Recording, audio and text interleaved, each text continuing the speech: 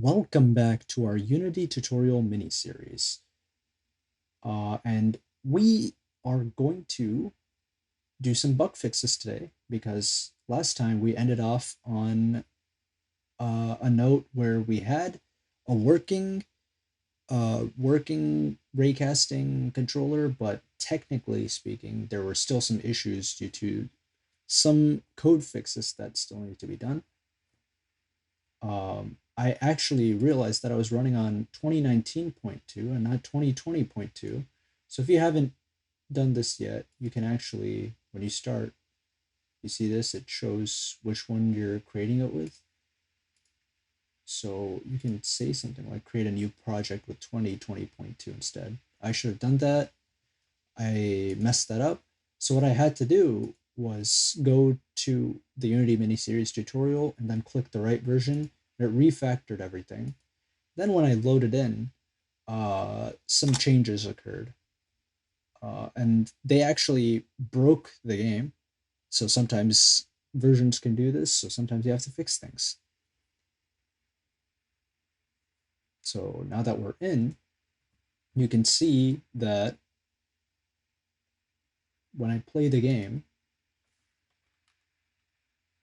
the player just starts bouncing.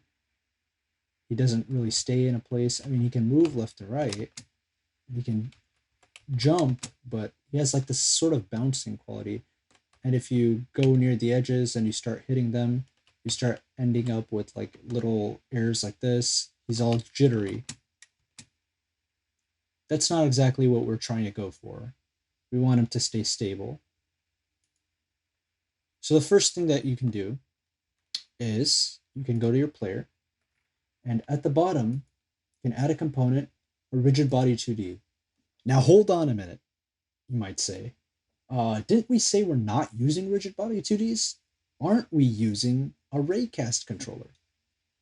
Good question. And to that, I have a good answer as well. So first, we're going to set it to kinematic, and I'll explain what this does. So once you set it to kinematic, let's take a quick look at what rigid bodies do in the Unity manual. So rigid body has this thing called isKinematic. So if it's enabled, the object will not be driven by the physics engine, which is exactly what we want. We are not using the physics engine. It can only be manipulated by its transform. Now, if you remember the player controller that we used transform.translate in the move function. So there's our transform.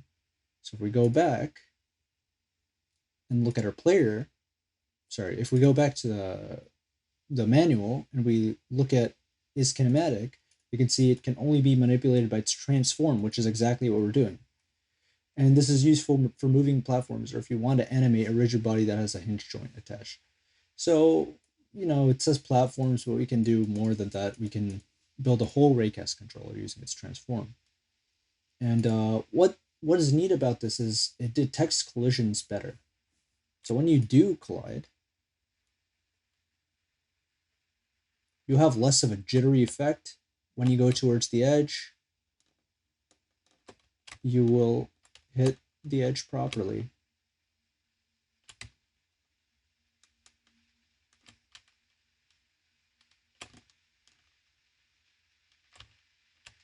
But we still have a problem, which is when you hit the top, it sticks you temporarily to the top for a second, and then you fall. So we want to fix that as well. Well, firstly, let's take a look at what we can do. I actually added some documentation and comments so I would remember. But first of all, if the object is grounded, the velocity is 0, but the velocity in the y direction is 0. But if there's something above you, the velocity should be 0 as well in the y direction. So the velocity.x should also do something similar, technically speaking. So we can try something. If is left or is right, which means if there's something to the left or the right of the player, should set his x to 0.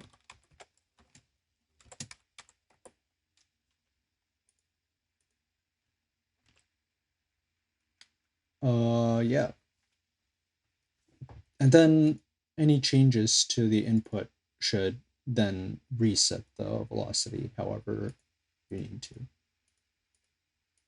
And then that should work for that aspect right there. And then when you go to the move function, what I did notice is that the velocity.x greater than or equal to 0 is doing a right check. You don't really need this when it's greater than, when it's equal to 0, because if it's equal to 0, you don't need to constantly check if it's colliding with the right value. But if it's greater than or equal to 0, you might be in the air and colliding with something. That's why you just check with the ceiling, because your y hits a 0 at the top of its loop. So that's a good point to check the ceiling. Honestly, you can do a less than or equal to 0 here as well. So if it equals 0, you can ground check as well. Let's see if that honestly works though, because that could throw some problems. Let's test this out to make sure there's no issues. If there are, we can just change that really quickly. So there you go. There you go. If he hits the top, he doesn't stick to it. He's immediately hit by it, and then his gravity or his velocity stopped and gravity takes over again. And you still have your regular jump. If you just hit the ceiling of something though, you don't have to worry about it. So there we go. There's a slight issue when you're hitting the right wall. That might be due to how the colliders are placed more so than, yeah. So something like this, or you reduce the size and then kind of zoom in to fix this a little bit. Yeah.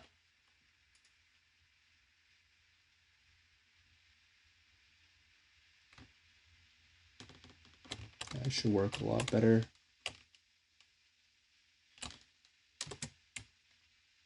Yeah. So there you go. We've fixed the raycast controller. Oh, one last thing that we can do. We can stop casting the rays. So I'm just going to comment out debug.drawRay. This could be useful at any point of time that you need to check. So it's a good idea to just comment that out. So finally, now you won't see that, and now it's just your player. Thanks for watching.